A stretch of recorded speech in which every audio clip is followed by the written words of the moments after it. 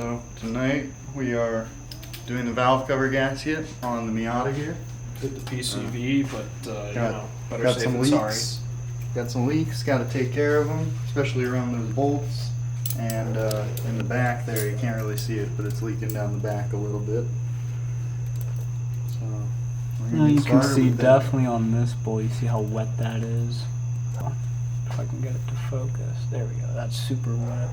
Two things you're gonna need for this job. 10 mil. Always the 10 mil. Three things you're gonna need for this job. You need some grippers, all right? These old plugs, they take some gripping. We got a 5mm X key, and then we've got a 10mm socket, and that should take the whole valve cover off. So first We're gonna things start first. by unplugging the coils here, Which side was it on? This one. That's right. and then this harness leads down to one of the O2 sensors. You can go ahead and unplug that too, so you can pull this harness over, get it out of the way. We like room. Then you Room's got very helpful. a camshaft position sensor here. You unplug that, move that wire out of the way, and Now we pull the coils. yeah, So we we're got. gonna loosen those, get we those got, out of there. I guess this is kind of a waste spark system. So we got 2 coils and 2 wires. There we go. Give me the bolts for the. Perfect. Thank you. Thank you. Let's keep those together. Woo! Oh no. Did it do the thing? It did the thing. It did the thing. That's okay.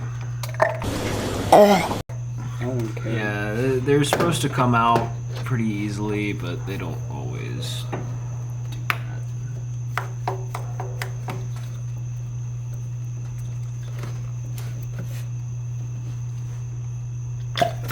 Hey, nope. Part of it. Why is it so many pieces? So we gotta grab it with some needle nose and be pretty careful. Yeah, baby, let's go. Alright, what the hell is this? What the hell? It literally ran itself inside out. So these can just be put right back together if they come apart like this. You just want to make sure that none of this plastic or rubber breaks or tears, because then the spark that is traveling down the spring It's gonna go. can touch the inside of the cylinder wells and cause a misfire. Yeah, undo the prolapse. That's not very fancy. That's a technical term.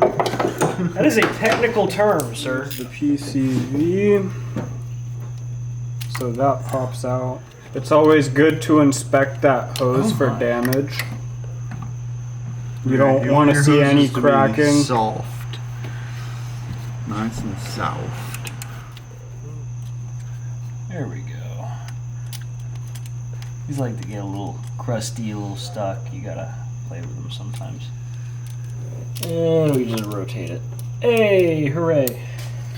You know, unplug our VVT solenoid. So Bro, you're like- also going to need a 3/4 inch or 19mm wrench to get this job done. We didn't see that at first, but this banjo bolt back here runs into your oil feed line for your VVT solenoid, and there's going to be a crush washer on either side of the line. It's just like a brake caliper. Oh my goodness! Lordy Lord. There she goes. Yeah, these are Tight.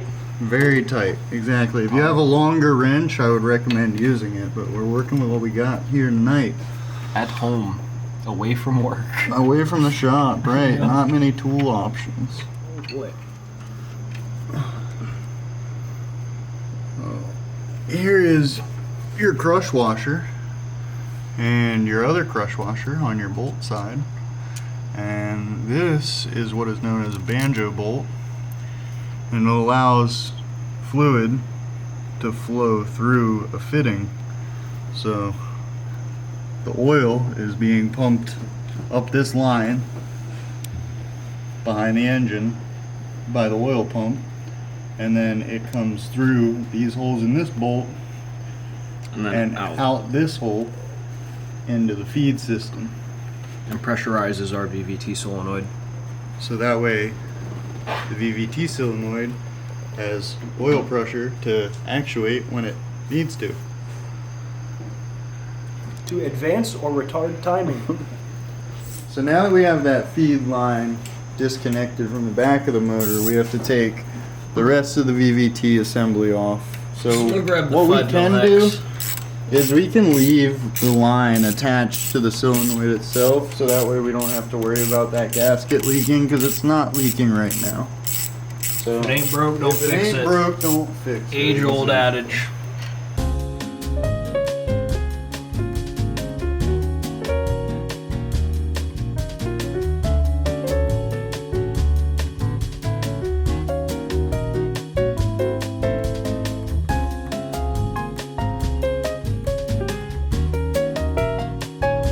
Very nice. Alright, so then after you get all your hardware out of here, and you want to make sure you get this bracket bolt off the top of the valve cover, and these two bracket bolts off of here, you Should can be able to pry that up just ever so pull slightly. this up straight. Wiggle a little bit, mainly up. There she goes. What's going to happen is you're going to have Hooray!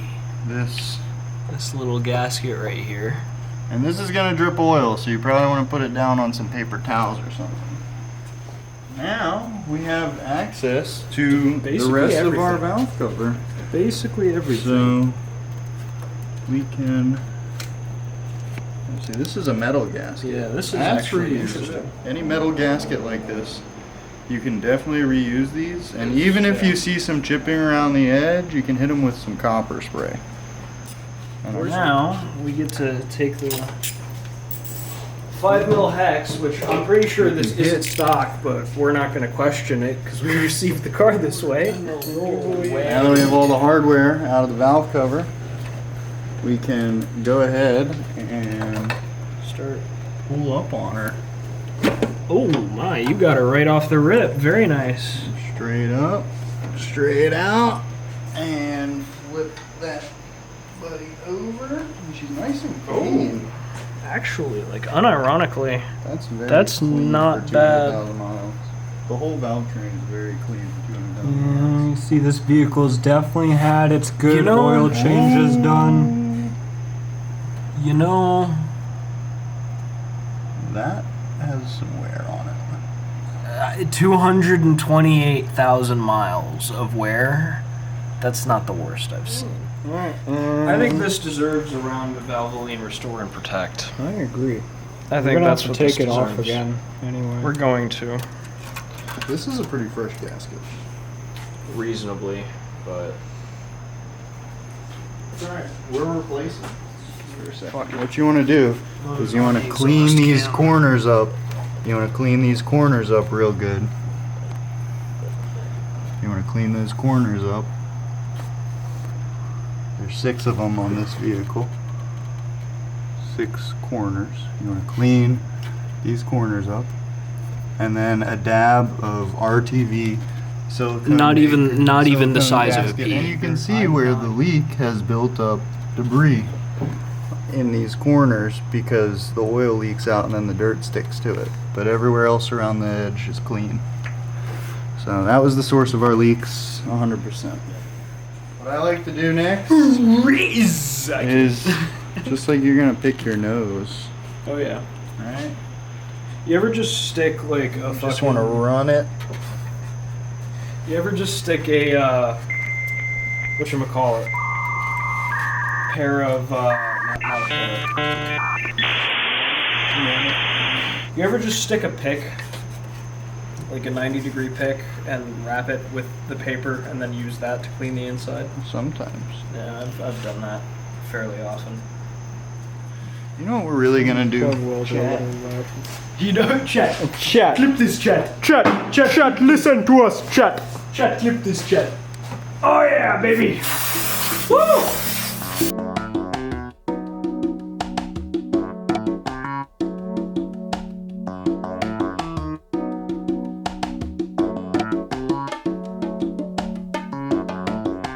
I didn't buy the brake. Shop did. Shop manager, chew his ass. Stop using so much brake clean. Thank you, Tar. You got your gasket here, and you got these two little humps, and these go towards the front of the vehicle. And then you have your plug wells. You got one up at the top, and 3 of them are at the bottom, right?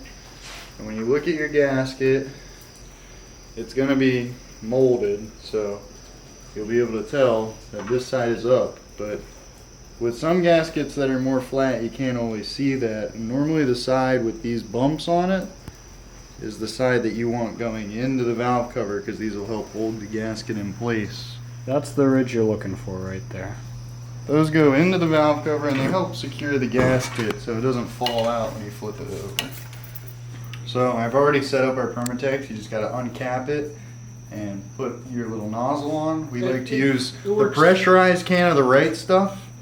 This is my favorite stuff. It works okay, just for work, like, especially 1 minute return to service, timing covers, oil pans, the corners of rubber gasketed valve covers. You know, anything that requires a silicone gasket maker in an oil environment. In the crankcase, the right stuff, baby. It's right. The size of the dot you're looking for, it really isn't that big when you're using it with a rubber gasket. You just want to put it in these corners because the rubber gasket has a hard time meeting up with the corner. So you just take it about as thick as a pea right there. Boom. That's not even a pea. That's rice grain, like That's we were rice discussing. grain. That's perfect. That is exactly what we were looking for. So bam. Unfortunately, it doesn't come with a cap. So to keep her fresh, just take a screw that you got lying around. Luckily, I got plenty, and she's capped off, baby. Now what we can do is make sure everything's nice and clean around the edges, and make sure this gasket is staying in place. We're going to make sure none of our wires are in the way. We don't want to pinch any of those under the valve cover. And then we're going to take her, and you want to go as straight as possible because of this VVT solenoid that's sticking up. And just drop her in place. Alright, now this one did not come out with the washer, so I know this one has to go here. And the rest of them are all the same. And then when you're putting your valve cover hardware back in, you generally will tighten the center first and then work your way out in kind of a crisscross pattern. You know, you want to come here, here, here, here. Always go to the next furthest bolt away from the last one that you tightened. The next furthest. That's something you'll learn. I don't know how to explain that, but that's how tightening sequences work.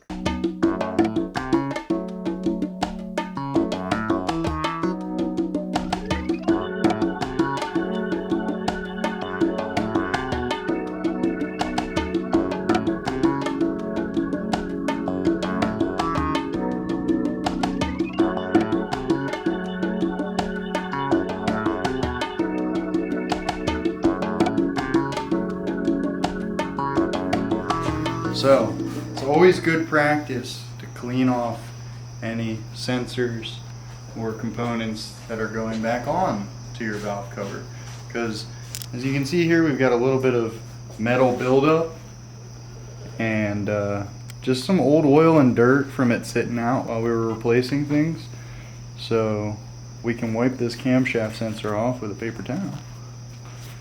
And she's pretty much good as new. Remember, One- never use brake clean. Yeah, you don't on want to use... plastic housing sensors. Yes, if you have a sensor with a plastic component, you don't want to use brake clean because the solvents in the brake clean can start to deteriorate the plastic faster than they already deteriorate in there. So with this solenoid housing, I'm just going to take some brake clean and shoot it in our little oil holes. And I'm even going to take a little bit of brake clean.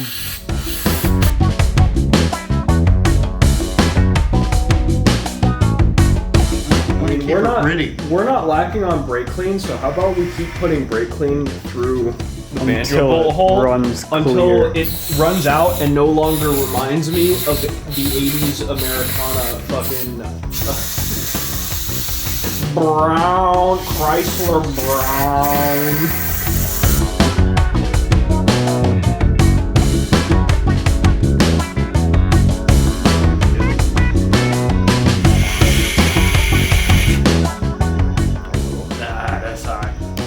We're not responsible for any trips to the ER, and it is not recommended by the FDA to do that.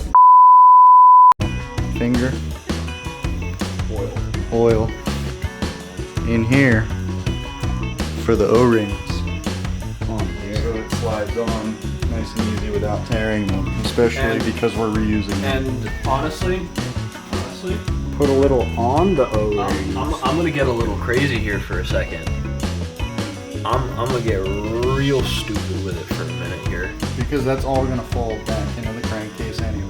Yep. There's no It reason do not it to do do not matter. It do not matter. And then you can take your metal gasket and line it up where it goes. You want to take your VVT assembly, Right down. line it up nice and straight. Oh yeah, baby. That's a noise. You want that noise. Anytime you're connecting a female and a male piece with O-rings in between, you want it to almost pop into place, click into place. Like with a, anytime you're doing AC work and you're opening up AC lines, anytime you're replacing O-rings like this or installing a sensor, you want it to snap into place. Because that's how you know the gasket and the O-ring is in the right spot. You want to maybe start here, here, Yep. and go here, and here. Just like lug nuts. You just want to crisscross everything you're tightening with a gasket And why do we do that? to compress the gasket evenly. Now keep in mind we can manipulate this banjo bolt fitting a little bit. So when you're putting multiple pieces together at the same time, you want to finger tight everything so that way you know it's fitting, and then you can cinch it all down, and it just will make sure that you aren't crossing anything up or having to put a bolt in at an awkward angle. Alright, so here we have the old copper washers for the banjo bolt, for the oil feed, for the VVT assembly on the Miata. And here are the new shiny copper washers. You want to start by placing one of your copper washers onto your banjo bolt, and then you'll feed your banjo bolt through your fitting till it starts to poke out the other end. It helps to have an extra set It of helps hands to for have a this friend specifically. pull the fitting away while you're doing this, absolutely. Copper And then you can slip your copper washer in between the other end of the line and the fitting and hand good? tighten her up.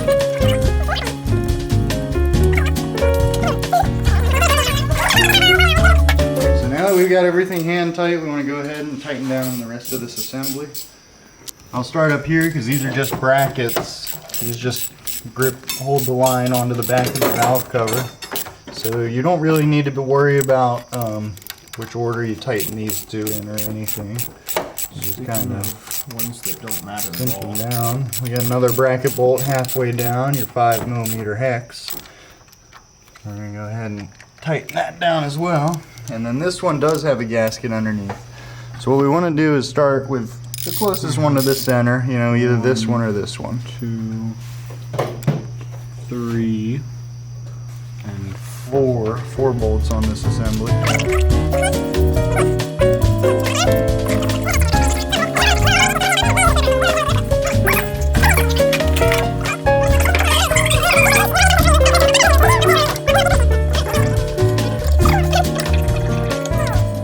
You want to cinch this down pretty tight, guys. It's a large fastener and you got 60 pounds of oil pressure running through it.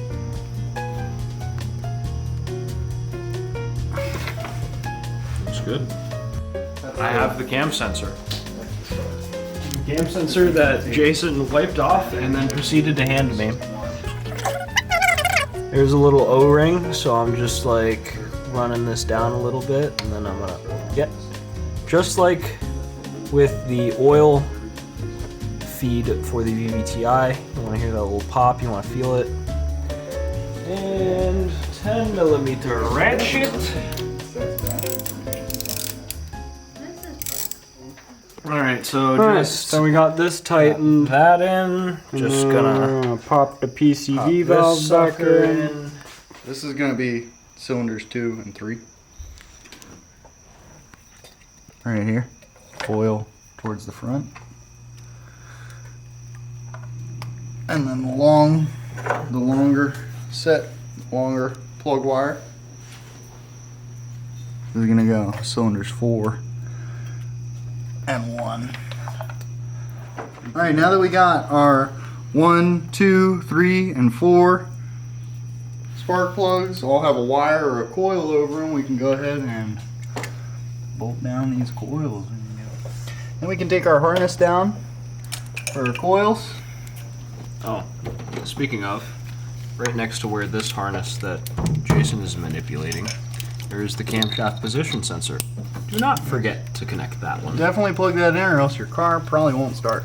It will not be happy, to say the very least. And then I'm going to go ahead and plug in your coils. And also, don't forget your O2 sensor that you unplugged to flop the harness over. Very important. Also important, it's an older Very, very vehicle, so it relies on the O2 sensor to adjust fuel trims. All vehicles do, but especially older ones. Yeah, the newer ones are I'm proximate. going to go ahead and plug in your VVT solenoid. Hook up our breather hose. And the last final touch. The final touch will We be did pull that off just to your inspect oil it. cap Yep. and Done dealio. the valve cover is complete, ladies and gentlemen. No, for good. This guy's a fucking dork. Bluetooth rotors, man. I was wondering why my ass was warm.